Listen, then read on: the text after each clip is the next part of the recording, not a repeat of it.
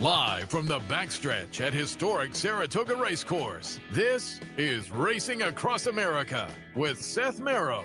Racing Across America is brought to you by Pinnell's Restaurant, a Saratoga tradition since 1922. 284 Jefferson Street, Saratoga, just minutes from the track. And the Clubhouse Racebook, 711 Central Avenue, Albany. When you can't make it to the track, make it to the Clubhouse Racebook.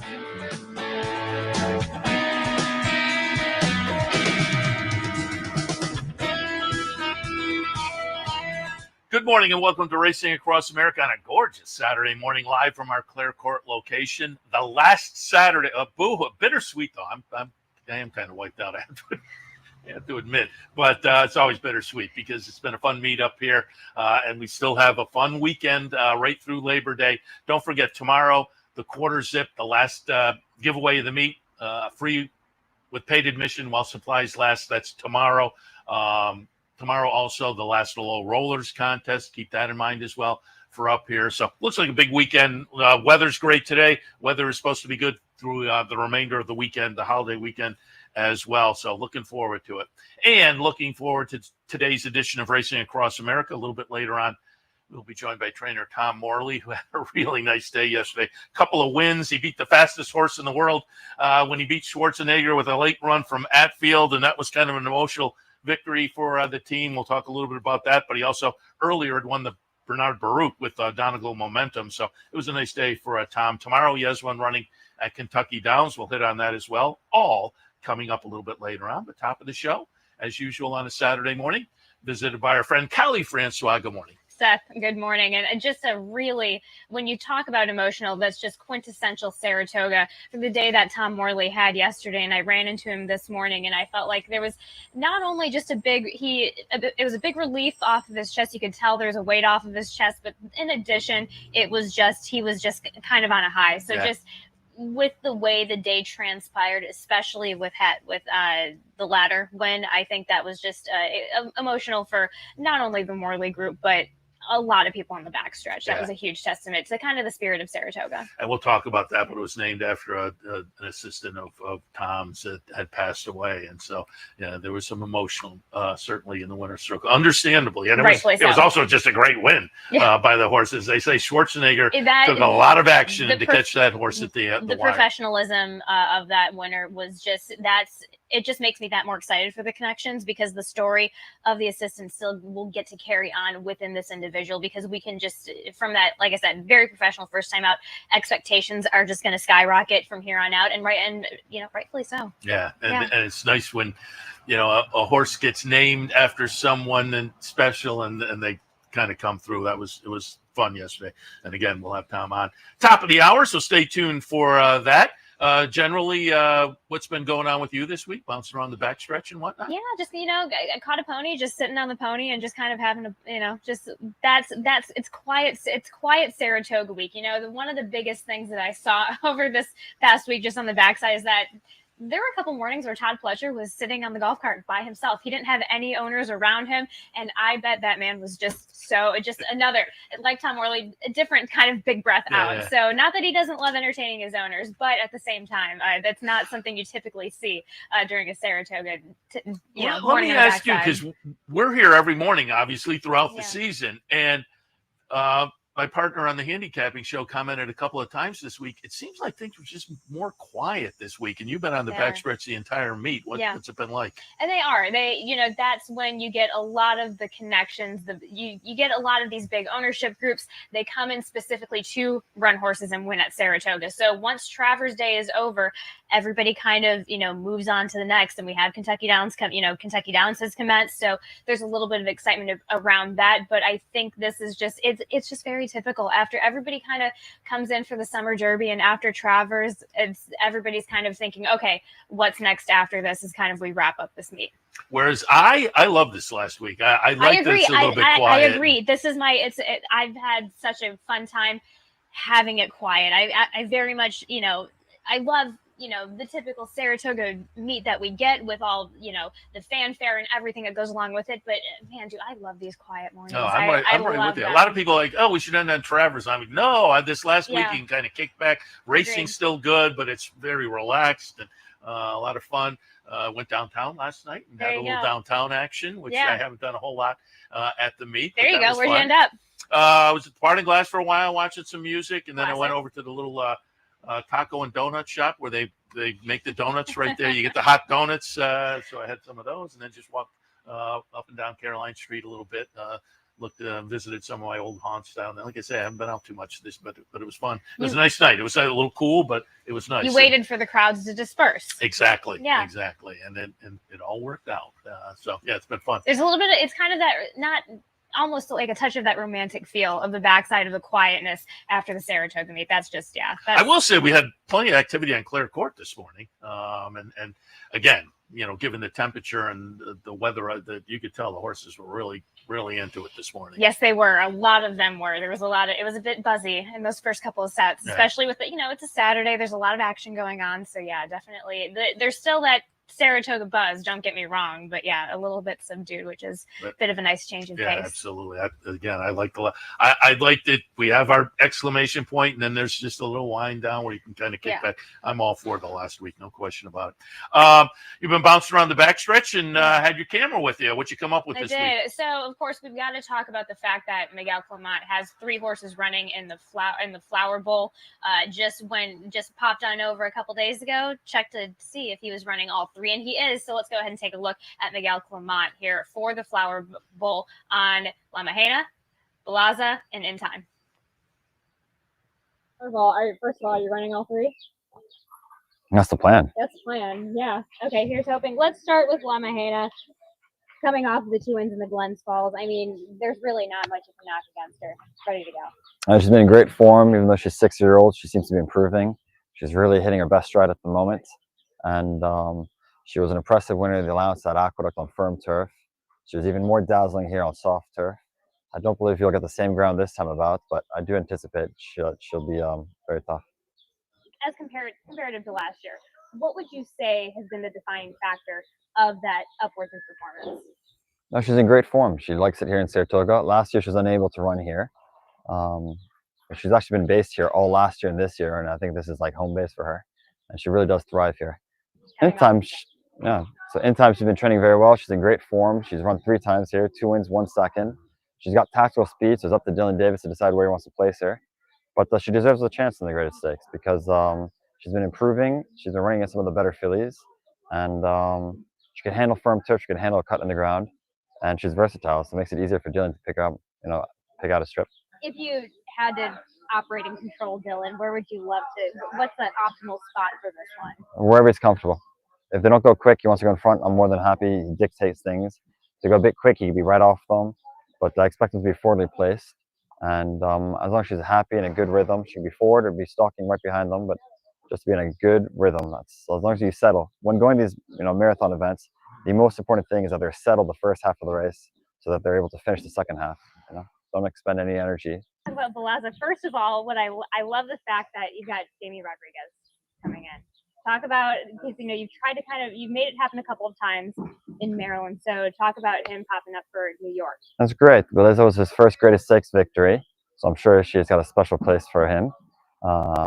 He holds her in high esteem, and I'm convinced she's a better filly on firm turf than soft turf.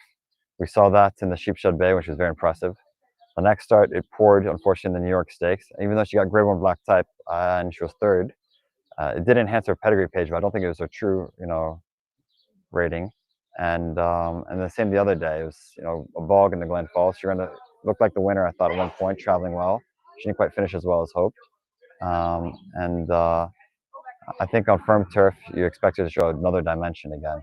But she's a very good filly, and I think we'll get the ground that's more suited to her this weekend. Let's put the hairs on that trip a little bit last time out. Is she a little bit similar to In Time, where she kind of can't have her momentum broken? Is that kind of how you see her? Not sure. I just think it's maybe the ground, because it's tough to reaccelerate, especially if you don't quite handle the ground. She had to check a bit in the turn, and that might have cost her a little bit. Nevertheless, Lemihana was very impressive. I think she won by open lengths that day, and I don't think anyone's going to beat her that day, regardless of the trip. But on firm turf, I expect her to have a better turn of foot. I do think the ground is what prevented us from seeing her best running in the last 2 starts. All right, perfect. Best of luck with all 3 of them. Thanks, Miguel. Thank you. Excellent. I have La Mahena on top. I have Beliza in the 3rd slot, so I'm using the Miguel horses. Yeah, and why not? The in time really intrigued me for that price there. It's, you know, I think it's so important that when you get these kind of horses who are experienced at these marathon routes, we get some consistency within in time. So I just kind of love, you know, if you're going to take a stab at a price, it's just something that's really, really attractive. Again, Belza, just enough excuses. Definitely, she's had good experiences on a softer ground when she was running over in the UK, but you know, when you're talking about, you know, a mile and 3, it's a bit of a different story when you do get into trouble. So, and then it's La Mahena, it's hard. It's just, you can't argue with her. It's just rinse, recycle, and repeat from those last 2 starts. And off camera, Miguel also mentioned that she's kind of at her home track. She hasn't really been able to run at her home track a whole lot. So she was stable. As soon as she gets out of Florida, she's spending half of the year here. So this is really her home base. And that's what I think really, you know, we talk about that jump up in just performance from March to June. That I think just kind of running in Saratoga and just being in Saratoga just really attributed to it. Rinse, repeat. I'm going to use that. I'm stealing that. Rinse, from repeat, you. and recycle. I like that. And again, I'm La Mahena on top. I will say, and I said on the handicapping show earlier, I looked at this race a long time because off of that last race, La Mahena is clearly the one to beat with the number. But the number looks like a little bit of an aberration. But if you say the horse just kind of is hitting maybe good form right now, I think the number can come back a little bit and still maybe have an edge on this bunch. Absolutely. So then in that kind of same number range, I also land on Marksman Queen, pace setter, who's also in really good form, consistency over flash. And this one is typically good fresh off of the layoff. So I'm kind of confident in kind of this elongated spacing in between races for this one, especially for a marathoner type. This is kind of where Graham Motion hits his stride. If you take a look at the efforts from August to October of last year, a little bit of that timeline, but it's the January to April effort that I really kind of said, hey, even though this one was 4th, still we're going a little bit that was going a touch further than what we're going today. Horse needed the race. It wasn't an allowance for a reason going that distance. So I think I like that one for a bit of a price underneath 1572. Interesting with the Safi Joseph and Be Your Best. Likely the strongest case for the speed at the specific distance, kind of handling this outside post. That being said, I do like the inside speed a little bit better, but there's just a really handy cruiser. I just trust the transfer in Safi Joseph from the routing to the marathon with this one as an individual. You kind of just take a look at some of these races where that's kind of happened a little bit. This one is Safi's kind of leaned this horse up into the form to be able to do that quick turnaround kind of from really in that stretching out as well. And on top of that, I also go Amber Cascade. Intrigued me big time. This one is a half to Traversaurus, who was just second in a jumps race here a couple of weeks ago, going 2 miles and 3/8, coming from off of the pace. I mean, the winner went on to win by 12 lengths, but I couldn't really see the gallop out from the last time out. But with the trip, I just can't help but think that more distance on this one as an individual is exactly what this one needs. And with the added, half sibling, it just kind of makes it really really attractive here for a price. Yeah, going out for Flying P. And Jay is certainly shooting for wins as they got just edge out a couple days ago. Just got a win yesterday. That's so Saratoga. It's the exactly. That's the racing game for you. Marksman's Queen. That R.G. Dick Memorial, I say it every year when that comes up on the calendar. It produces some runners that come up here and are typically kind of interesting to watch. This year, also used to say that about the Delaware Handicap, but this year it gets moved. The Delaware Handicap had Kenny McPhee again yesterday, and he again reiterated maybe Torpedo in at the Delaware Handicap. We'll see. I think she'll wind up at Keeneland, but if she winds up at Delaware, I said this earlier, if she winds up at Delaware, whoever made that move on the calendar for the Delaware Handicap gets a raise. Genius marketing there. Yeah, no question. All right. Oh, and I'll mention, I mentioned on the handicapping show earlier, and being a former jockey, you can appreciate with the big guns out of town chasing the 3.45 million Nashville Derby Yeah. or Pacific Classic. It's fun to see Jaramillo and Edgar Zayas coming up from Florida to get some mounts today here in Saratoga. Agreed. Also, Jamie Rodriguez from my home spot. I just think that guy's a bit, he kind of plays with them over in Maryland, so it's fun. It's going to be fun to see him with a legitimate chance in the Miguel Clement horse, and just kind of be able to see what he can do with that. Yeah, no Yeah. question about it. It's a fun afternoon from that perspective. Let's move on and get some thoughts. Spinaway, Grade 1 event, $300,000 for the gals coming up in the next couple of days. The hopeful for the boys.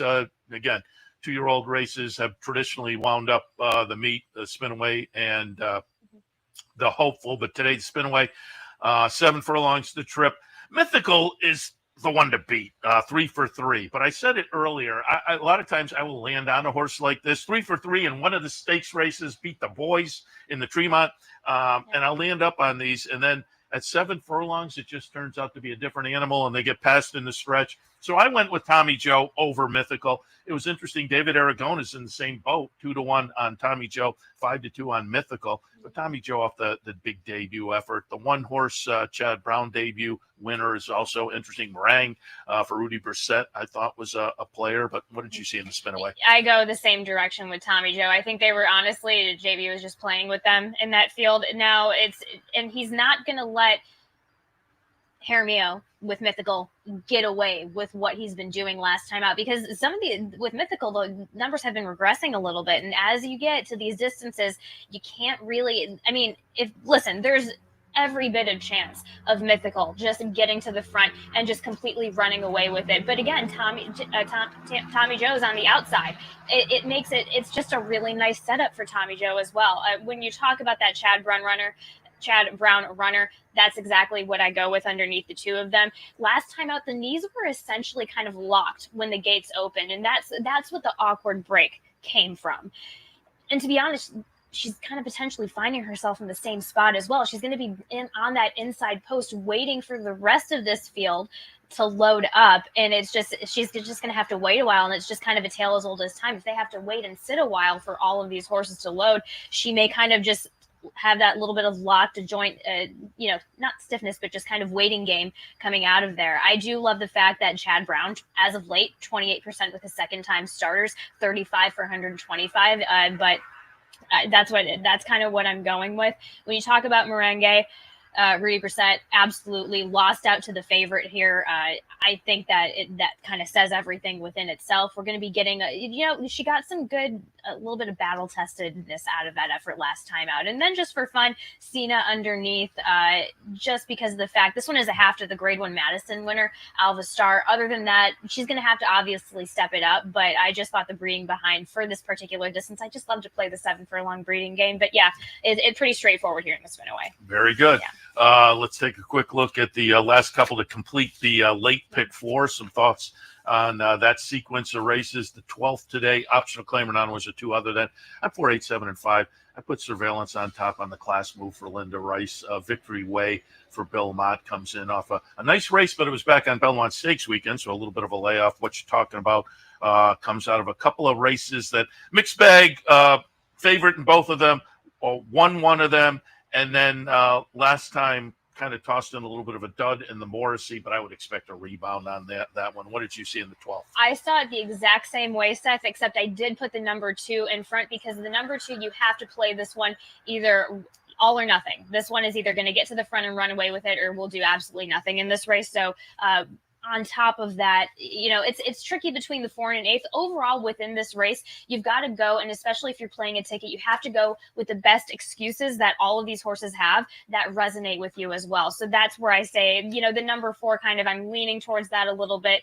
Just we've seen some inconsistency, but excuse for that inconsistency because it was the turf. So interestingly enough, on Acoustic Ave, ran against Oliver and Ollie, who was tried in the Farrago next time out, and I think with the Linda Rice, Dylan Davis, very, very much intrigues me. So yeah, I go essentially 4, 8, 7, 5, and with the number 2, all or nothing. Yeah, Acoustic Avenue has just always been a really nice little New York bred. And I flirted playing around with that one, put them at the bottom of the mix. And finally, let's take a look at the finale today. Again, scheduled to go off at about 6:45. Race number 13. Allowance non-winners of one other than mile and 16th on the grass. My dark horse play of the day is Debt Limit. And I said earlier, the odds do not stack up to dark horse. I'm usually looking, but I've just been kind of treading water. So I wanted to get into the last weekend and have one that maybe showed a little punch in the stretch. So I went with Debt Limit there.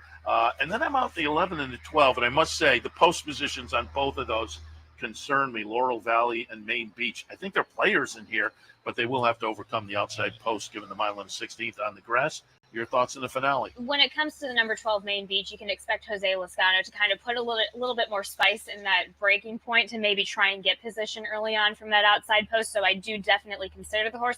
I go with that Chad Brown Exacta. I hate doing that, but it's what I found myself on. Number 10, without caution, you just have to be. Cherie DeVoe is sneaky. This is a horse that she's bringing second off the layoff, first time on the turf.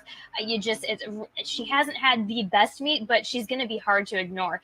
A horse that I'm throwing there for a price for you guys if you want to play it is the number 3 Waitlist for Linda Rice, Christopher Elliott. This one won. First time out, going a mile and an eighth at Tampa on the turf. Coming from off the pace, this horse is just going to love getting back to the right surface. So smart claim by Linda Rice off of Safi Joseph to just kind of put this horse in an interesting spot as well. The number 10, Laurel Valley. Yes, you need to have that horse thrown into the mix. Why not? Yeah, it's a fun way to end the day. Cali, appreciate the visit this morning. The visit with Miguel via tape from the backstretch. And sure. Again, you have one more substitute visit tomorrow on Loose on the Lead. Steve Bick again out of town, so you'll be in. We'll see you tomorrow morning. See you tomorrow morning, Seth. Thanks for having me, as always. All right, Tom Morley, he's in the green room after a big day at Saratoga. We'll talk about that and more. Stay tuned.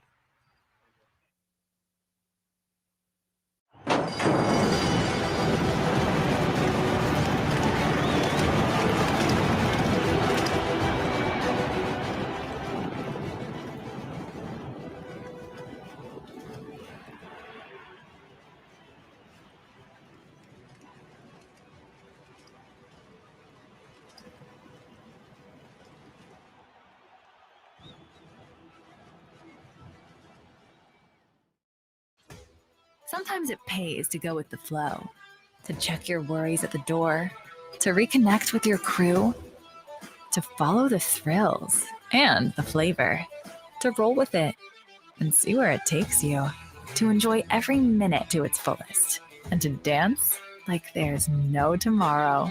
You can do that here at Rivers Casino and Resort Schenectady, where the good times flow. For centuries, the bond between horse and human has been forged in trust and hands-on care. Thoroughbred racing is combining that tradition with cutting-edge technology to raise our standards even higher. New investments in wearable biometrics, advanced imaging, and AI help optimize our safety programs. That opening quarter mile was a quick one. Every day, a commitment to improving their care. So win or lose, it's safety that runs first. To learn more, visit safetyrunsfirst.com.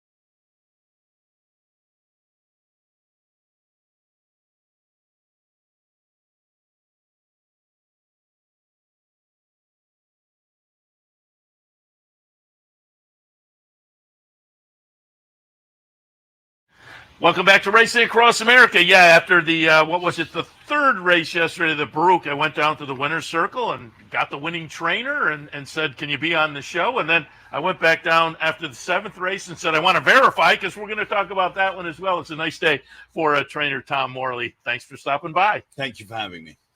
Talk a little bit about the day, and we'll hit on the races specifically, but just overall, you have a nice day like that at Saratoga with a stakes winner, and then we'll talk more specifically about Atfield as well. But 2-win day and a couple of special wins. Talk about a day like that at Saratoga. It just was one of those very, very special days up here. I think Donegal Momentum Summer probably corresponds very closely to the way that our summer has gone as a business and whole. We had a hell of a Belmont week up here, including him winning the poker. Went home tail high, excited to come back for the summer. We have the stumble in the Kelso, set the tone for the middle of our summer. Couldn't find the winner's circle. Major struggle. Horses running very, very well, though. Could take nothing away from them. They've run very well all summer, and but we were just struggling to find the winner's circle. And then yesterday was just one of those. They don't come along very often, so you really have to savor them when they do. It was a very special day. And let's take a look at Donegal Momentum yesterday in the Baruch. In the winner's circle, you talked about the stumble, and you said he came out of that race with a little bit of a nick as well. And in the Kelso, again, going back to July 5th. So there was an excuse there. You said you missed maybe a start in the 4-star Dave trying to get the horse back on track, but it all paid off yesterday. As we see here, Donegal Momentum, the number 5 horse, getting the victory. Nice gutsy victory to hold off some closers late and go by one and hold off the closer on the outside late. But talk about the win yesterday. Yeah, I think this horse probably doesn't truly get the respect he deserves. The horse, obviously the midsummer target was to be the 4-star Dave. I thought we were set up perfectly, poker, Kelso into 4-star Dave.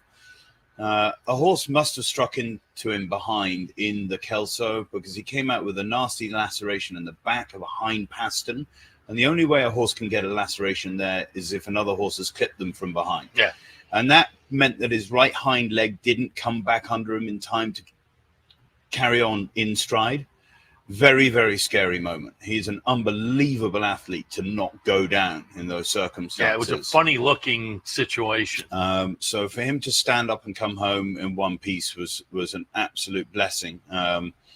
Also an indication of how athletic this horse actually is. And then he came out of that not only with the laceration, but a pretty bad hamstring strain. His gluteal on the right hand, so on the same leg from obviously where he hadn't been able to function correctly.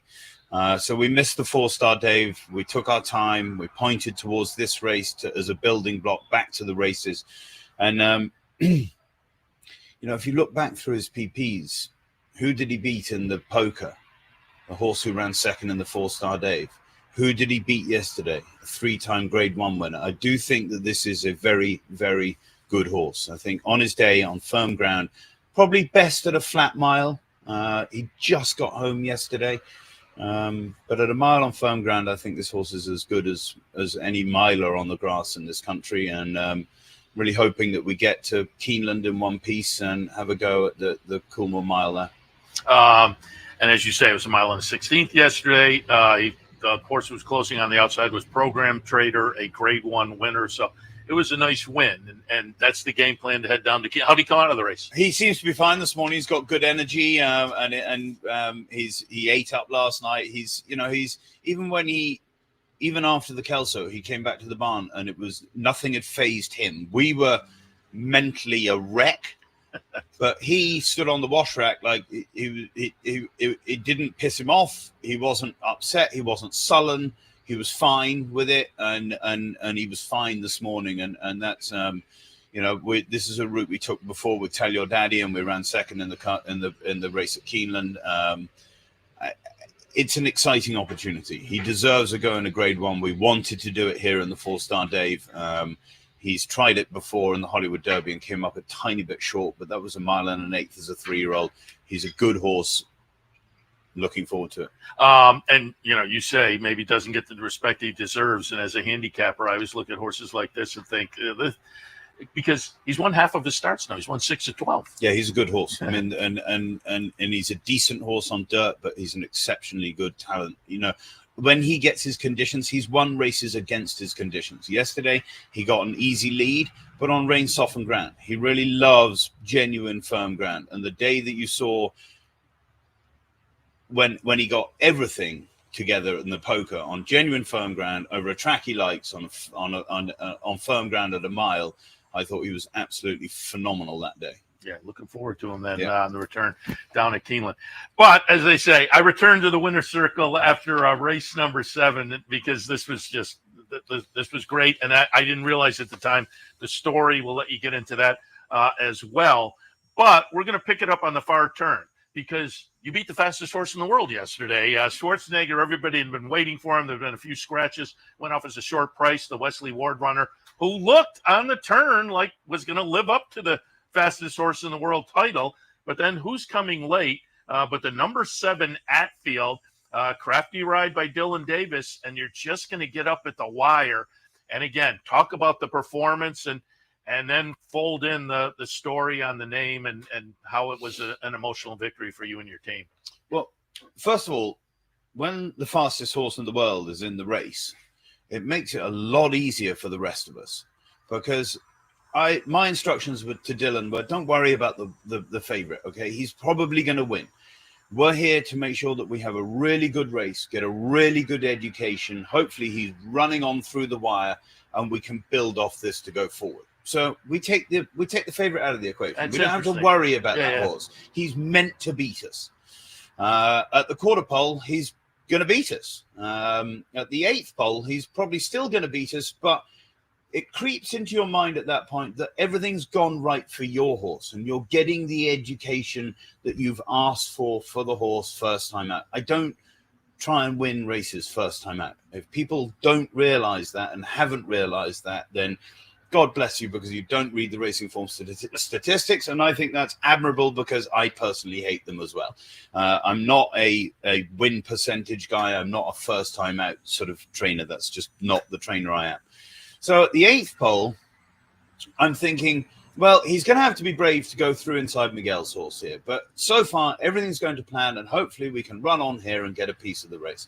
And he was brave. He stuck his head in a hole that was not a big hole for a first-time out horse. He switched his leads back and forth. He was a little unsure about it. But once he got through the hole, I did realize that 2 things were happening at the same time. One, he switched back to his right lead. Dylan gave him a little flick with his left hand, and you saw him visibly lower and quicken again. At the same time, you saw the favorite stride start to shorten up a little bit. And at that point, you're just thinking, well, look, we've accomplished everything we want to accomplish today. So far, it's gone fantastically. Let's see what the last 50 yards had. And the last 50 yards held a fairy tale. It genuinely was a fairy tale. And again, horse's name is Atfield, and I didn't realize until after the race I ran into one of the partners coming out of the winner's circle and kind of explained things. And clearly you were interviewed by your wife afterwards, and I could see you were both emotional and when I got filled in on the story. So talk a little bit about Atfield and the namesake. So John Atfield is Roger Atfield's son, and he has obviously worked for Roger. He's trained by himself. He spent a number of years working for Kelly Breen. And when Kelly decided that he wasn't going to have horses in New York, their barn was next to our barn at Belmont, and John came to see me in my office. And I have a wonderful assistant, Axel Solares, at Belmont. She is my absolute right arm, right leg, everything in between. She is just a fantastic assistant, but I needed somebody to go to the fairgrounds and to do Saratoga as well. And John has had a number of very, very major health issues through his life. And it just seemed like a really neat fit that he would be able to go to the fairgrounds, do the meet there, then take a little bit of time. If he needed to go and see his doctors and get anything done, he could. Then he came into the Belmont barn. We got together as a team for four weeks before Saratoga, and then he'd come up here. He'd know the horses that he was bringing up here. He'd also know the horses that were going to rotate in and out.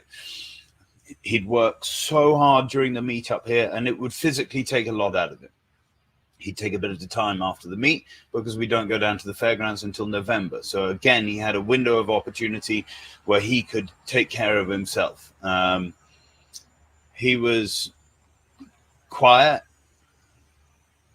cheeky. He was an outstanding horseman. Kelly will tell you the same thing. The guy was a flat out horse trainer. And he very sadly died very suddenly last year. And it was very, very difficult for us all to comprehend, because John hated the medical side of his life. And in a strange way, months later, I kind of reflected that maybe the suddenness of it was probably kindest on him, because he dreaded the idea of going through multiple treatments, etc., for the rest of his life. Yeah. But we went to the yearling sales last year, and Bob Scavetta, Rainbow's End managing partner, had already reserved the name Atfield, because he felt that it was a fitting tribute at some point to name a horse for John. And West Pacers Racing and Rainbow's End own him in partnership, and they very sweetly named him Atfield. And as we've got to know Atfield over the last year, we've realized that Atfield the horse and Atfield the human are completely different personalities. Atfield the horse is very vocal, not in a bad way. He's not studdish, he's not colty, but he talks a lot in the barn. As soon as he sees the feed cart, and John used to appreciate horses that did this so much. Whenever he brought the feed cart out, if somebody was screaming for it, it gave him the greatest pleasure. So the fact that Atfield the horse does it every single day, and I mean shouting down the shed road that it's feed time. John was a very bright personality. Probably his most famous suit was bright orange. So when Atfield was drawn 7 yesterday and went out wearing an orange saddle towel, oh, that's wild. It was a little bit. There was something about yesterday, because his favorite horse in our barn, and a horse that he played a huge role in starting out down at the fairgrounds, was Donegal Momentum, and he was incredibly proud of that horse's accomplishments when he was with us. So for the pair of them to win on the same afternoon in Saratoga, really, I found it very, very difficult to hold it together, to be honest. As I say, I saw you and Maggie when she interviewed you. And for folks who don't know, Maggie Wolfendale Morley is your wife, and so you guys will team up after your wins when she's interviewing for television. But I can see you were both kind of emotional. And then, as I say, one of the partners came out and kind of explained the story. But the additional kind of things all circle back adds to the story. And that, again, just a fabulous day. So congratulations on the 2 wins. And again, it was nice to beat the fastest horse in the world with a horse that had some a special place in your heart as well. Let me ask you, is it tough being interviewed by your wife? No, it's not. We're both very professional. Okay. And we both take great pride in the fact that we carve our own careers, and we do it separately. We also raise a young family, and so yes, the barn and yes, the results do eke their way through the front door, but we try to remain a family at home and remain as professional as possible at work. Obviously, when we win big races, it's a massive thrill for both of us, and probably it's a lot harder for her than it is for me, because her job is a paddock analyst, and if I have a runner in a race, the social media trolls of this world are very, very hard on my wife, because yesterday before Atfield won, she said, look, he's being quite vociferous in the paddock, he's not fully clued in. As per normal with my husband, I would expect that this horse is just out for a run and to learn a bit and have a good effort. Well, I'm sure that her X account last night was full of people sitting behind keyboards in dark rooms being mean to her. And so I think it's a lot harder for her. She's damned if she does, and she's damned if she doesn't. If she talks about my horse and it runs badly, well, she's just trying to promote her husband. If she doesn't talk about my horse and it wins, well, they must have had a bet, etc., etc. So for me, if I'm being interviewed by Maggie, it's great. It means I've won a race. If it's she on a day-to-day basis has to make a judgment call of whether she's going to talk about my horses. X is great for a lot of things, and it's not good for a lot. The people who kind of take pleasure in putting down. I just don't get it. I mean, look, she's a supreme talent at what she does. I'm not saying that because she's my wife. I've said it to her before. When she's out in the paddock and gives a horse a thumbs up, I automatically upgrade. Yeah. She's amazing. Does a great job. And I've been in television for years, and she just does a great job, General. And the whole interviews on horseback, I totally respect that. I have enough trouble when I'm sitting here to interview people. And again, we've had you on here before, so we've talked about this, but we always bring in new fans to the game and folks who, make their first visit to Saratoga and decide they're horse racing fans. So for those people, give us a little bit of your background. How did you start out, become a horse racing person, and then, get to the point where you are now? So I was very lucky. I basically knew what I wanted to do as a 12-year-old, Seth, and not many people are that fortunate. I've been obsessed with horses and horse racing and horse activities my whole life. I was very fortunate to be born and brought up on the North York Moors. Horses and ponies were a huge part of our childhood. Gymkhanas, pony club, competitive, eventing, etc., were all parts of the way I was raised. I come from a family of racing people. My uncle was a multiple Group 1 winning trainer in Newmarket. He trained a lot of horses for Shadwell. I have a cousin who's an extremely accomplished national hunt trainer, Henry Daly in England. And many other relatives are involved within the industry. But it was also my father's, one of his real passions. He bred, he was 6'2". He rode in a bunch of steeplechase races. When he was at Cambridge, he and then he owned horses all his life and bred horses with my uncle. Wait, he went to school at Cambridge and he was steeplechase riding? Yeah. Oh, nice. And his brother was training them. So, very good. He'd get up and go out and they'd do the work with the horses and then he'd go back to school.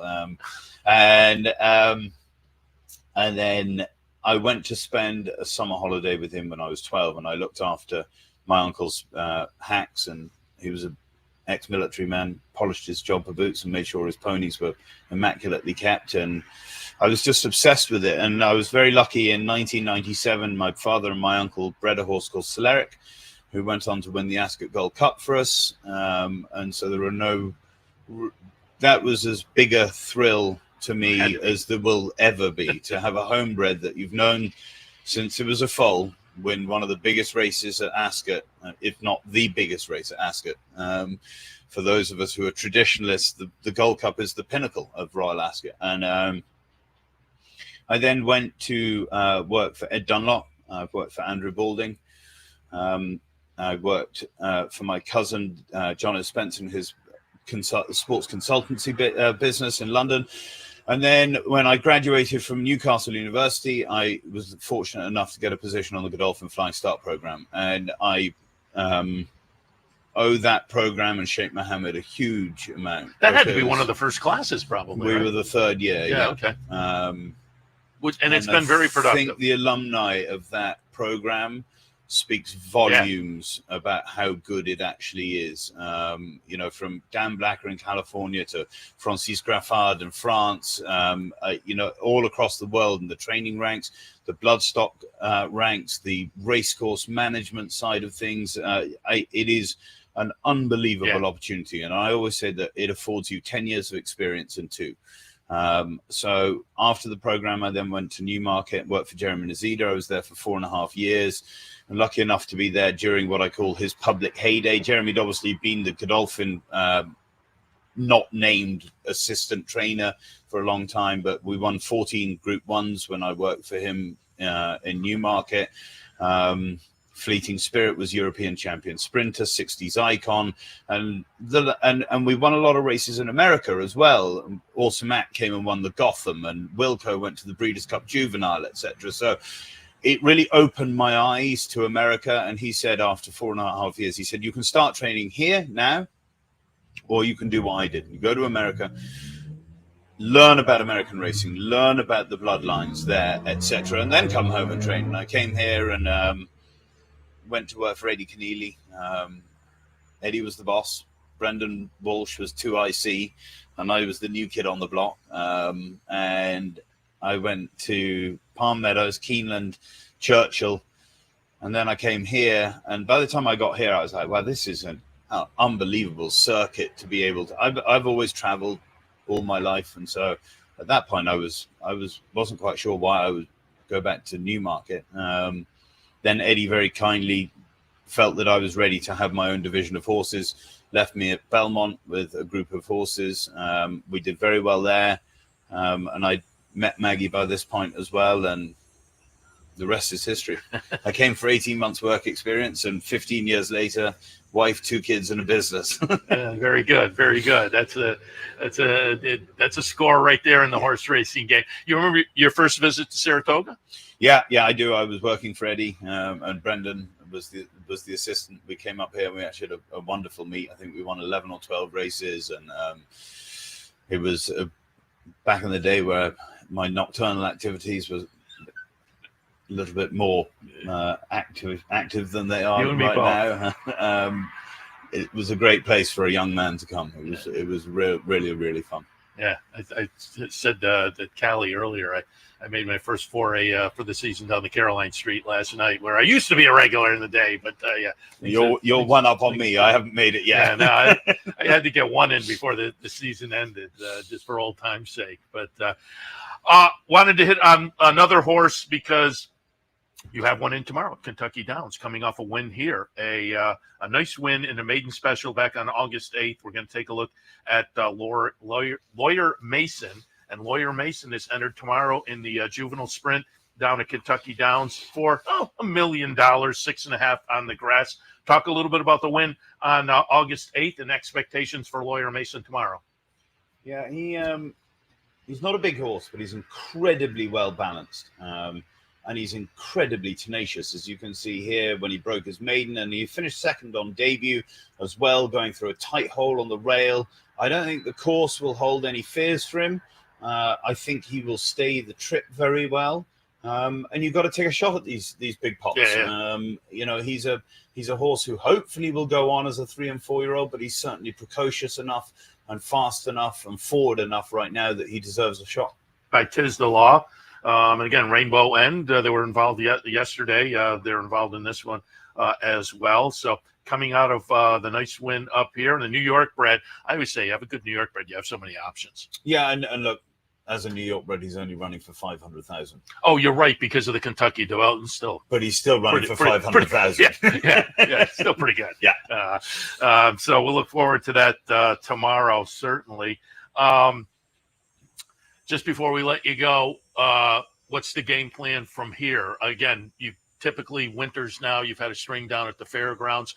When you sat down, you and Cali were talking, you said it's been quiet for you. If you don't have something that's lined up here, you've already moved out. And we've said we're back here every day and have been through the whole meet. And it just seems like the last 4 or 5 days, things have really been quiet out here in front of us as far as horses kind of going back and forth. And so it seems like things have quieted down. And your barn kind of signifies that, as you said, you've sent many of them back downstate. We've had a division here since Belmont Week, but the chance to get everyone back onto Long Island under one roof. We've got a lot of unraced 2-year-olds at Belmont, so we are basically done here for the year. It's getting colder up here. It was in the 40s this morning. I'd rather have everyone at home, indoor barns. We're very fortunate that we have the 45 stalls at Belmont. We can get everyone there after the meet, and then we can decide what we're doing for the winter from there. But we're certainly hoping to have a really big Belmont adapt up back when we get back home. We'll target a few races at Keeneland, but we're a New York operation. We want to win races in New York. And as I say, the last few seasons you've been down at fairgrounds with some horses too. What was the impetus for that? Firstly, grass horses that maybe in this part of the turf season up here. Also, I think it's a wonderful place to train. Look, I don't use it as a training center. The horses I take there to run, but they tend to come out of there really, really well as well. So it's a possibility for this winter. I need to talk to them about their racing program down there and how it's going to be set up. Normally by now the condition book is out. Yeah, because they were a little in flux for a while. Hasn't been published yet. I'm getting all sorts of assurances from the team down there about how the winter's going to be scheduled, but from a business perspective, it has to make sense to go down there as well. Yeah, as I say, things were a little bit in flux down.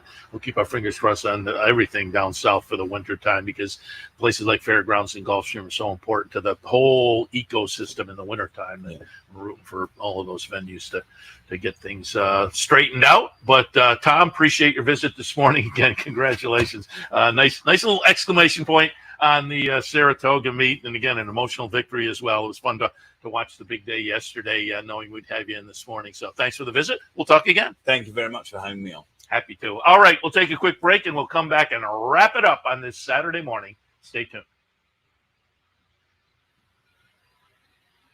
That was great. Thanks.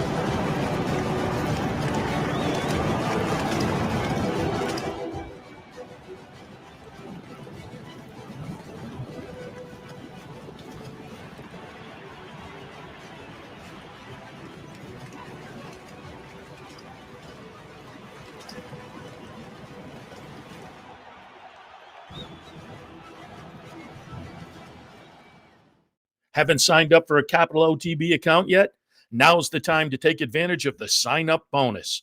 Open up a new account with $200 or more, bet $400 by the end of the month, and receive a bonus $200 into your account.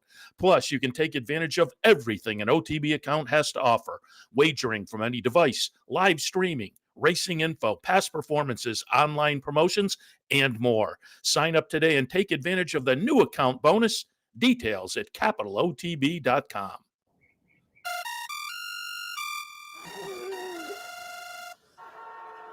Come on. I want sales reports on my desk by Monday. Whoops. My bad. Love racing? RTN brings you every live simulcast on your home television, plus live video streaming and race replays on your PC and mobile devices. To order, visit rtn.tv. RTN, a breed apart.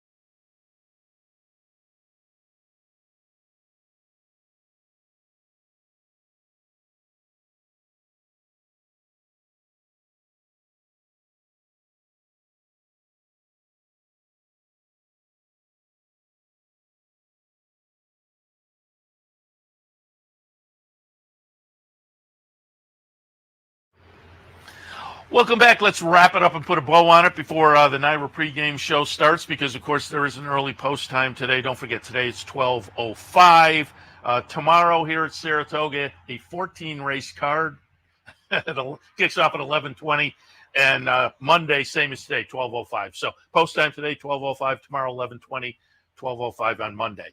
That means we start early the next couple of days as well. Tomorrow, Loose on the Lead will be at 9. Handicapper Support will kick off at 8.